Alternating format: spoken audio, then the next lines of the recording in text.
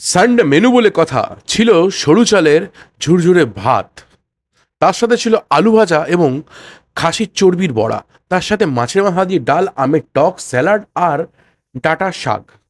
এটা একটু তেতো দিয়ে করা হয়েছে। তার সঙ্গে ছিল হচ্ছে কাসুন্দি, মিষ্টি দই, মিষ্টি এবং প্রেশার কুকারের মাটন।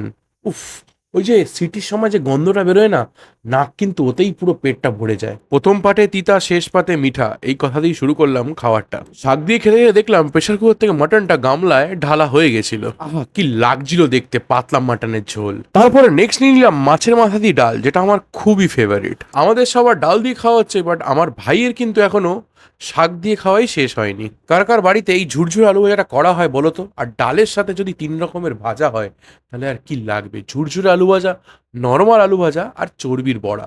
উফ, কি লাগছে খেতে গাইস। এতক্ষণ অপেক্ষা করার পরে ফাইনালি পাতে চলে আসলো মাটন।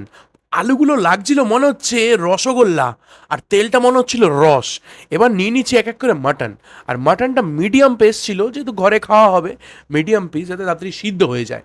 আর আমি কিন্তু উল্টোপাল্টা পিস নিই না। যেরকম কি উল্টোপাল্টা বলতে, সিনা, গর্দন বা সামনের রান, আমি পুরো পিছনের রান, বা তোমরা ওটাকে বলতে পারো নাল্লির পিস বা লম্বা হাড়ের পিস, যেখানে হাড়টার মধ্যে জুস থাকে, ওই পিসটা আমি পছন্দ করি খেতে। তো আমি অল্প ওখান থেকেই মাংস খাই, আর একটু চর্বিযুক্ত মাংস খাই, ব্যাস। আর পাশে যে স্যালাডটা দেখছো, সেই স্যালাড কাটিং এর ভিডিও কিন্তু অলরেডি চ্যানেলে আপলোড আছে। আর একরকম নিউ স্টাইলের ভিডিও আমি তোমাদেরকে আপলোড করব, অবশ্যই গিয়ে ওখানে গিয়ে দেখে নাও। বলবো দোস্ত, মাটনটা এত জুসি হয়েছিল, এত জুসি, মানে পুরো হাতে নিলেই ঝরে ঝরে পড়ছে, পুরো ঝরে ঝরে পড়ছে। আমি মাটন দিয়ে ভাত খাই, আর তোমরা চ্যানেলটাকে লাইক করো, সাবস্ক্রাইব করো, আর 10টা সাবস্ক্রাইবার বাকি 1K সাবস্ক্রাইবার হতে। টাটা, বাই বাই, দেখা হচ্ছে নেক্সট ভিডিওতে।